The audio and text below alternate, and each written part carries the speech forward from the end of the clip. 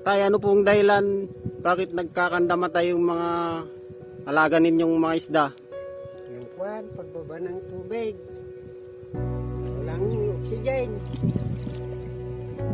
Lumutang yung mga isda namin, oh. Dami, oh. 5,000 laman yan.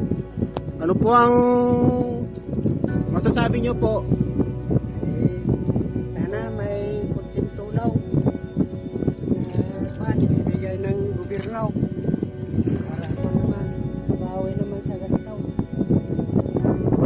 Sa isang butas, kinakaya ko ni Max. Wala nang magbayad. Sa page. Ano po ang pakiramdam po, Tay? Wala. Talagang kwan.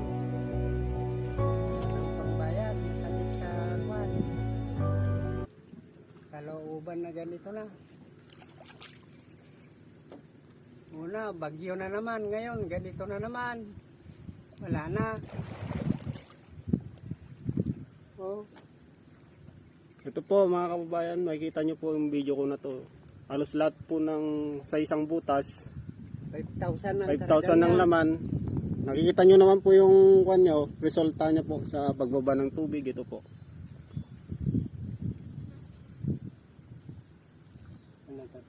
Kahapon yan nang nag-umpisa siya.